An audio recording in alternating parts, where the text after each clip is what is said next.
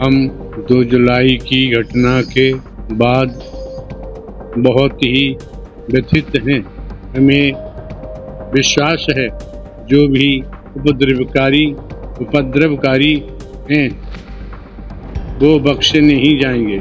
Committee के महापुरुषों से ये प्रार्थना की है कि दिवंगत आत्माओं के परिजनों के साथ जीवन पर्यंत तन से खड़े रहने का आग्रह किया है। बनावटी भावनाएं, रटा रटाया सा बयान, सूरजपाल भोले बाबा का कैमरे वाला ये अंदाज आपको दिखाएंगे किस तरह से 4 दिन बाद कैमरे के सामने वो खुद का बचाव करते हुए नजर आए। हाथरस में 2 जुलाई को जो कुछ हुआ वो बेहद भयावह था।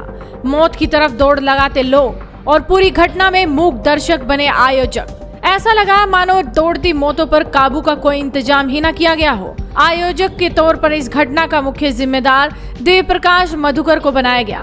दिल्ली से उसकी गिरफ्तारी भी हो गई और ठीक इसके बाद जिस व्यक्ति के लिए कार्यक्रम का आयोजन किया गया था वो कैमरे के सामने आ गया। स्क्रिप्ट बनी बनाई लगती है। मीडिया के सामने आए सूरजपाल उर्फ नारायण साकार हरि भोले बाबा ने खूब दुखी होने की बातें कही, चेहरे पर दुख का भाव लाने की कोशिश भी बहुत की, लेकिन असफल दिखे। पहले 31 सेकंड तो मानो वो कुछ याद करने की कोशिश कर रहे थे।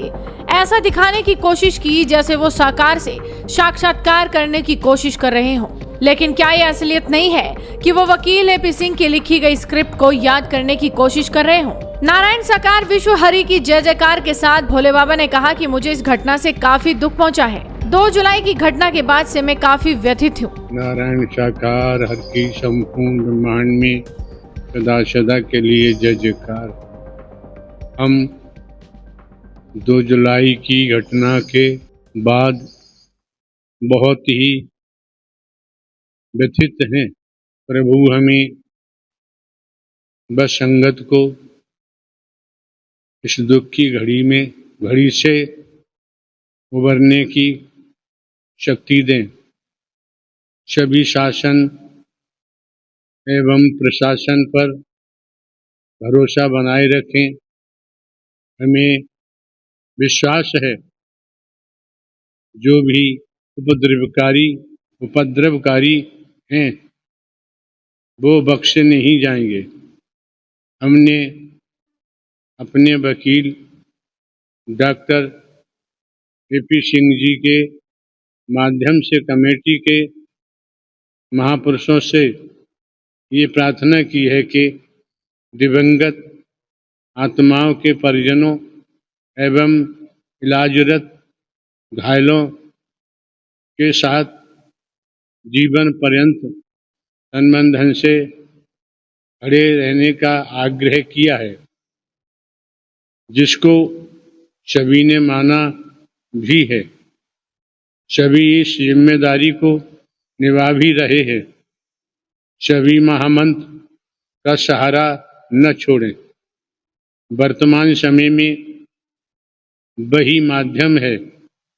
सभी को सद्मति और सद्बुद्धि प्राप्त होने की इच्छा रखते हैं।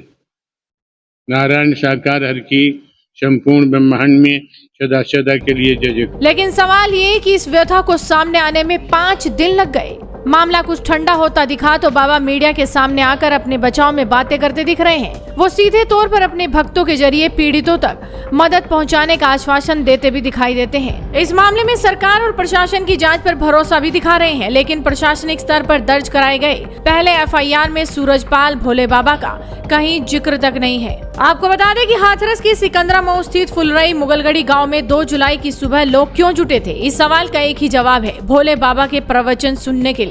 दावा किया जा रहा है कि बाबा के सत्संग में 80,000 लोगों के आने की अनुमति ली गई थी।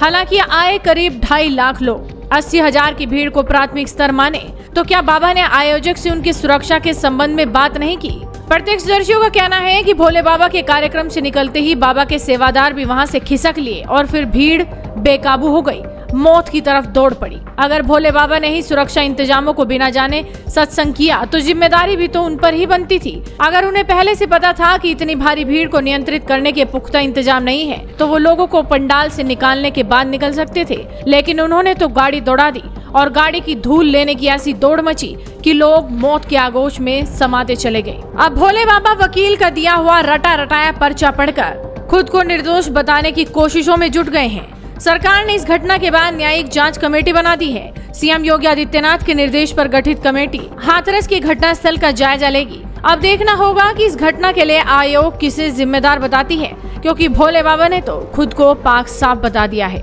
आप इस पूरी वीडियो पर क्या कहेंगे, अपनी राय हमें कमेंट कर बताइए। साथ ही इस वीडियो को शेयर कीजिए और जुड़े रहिए हेडलाइंस इंडिया के साथ।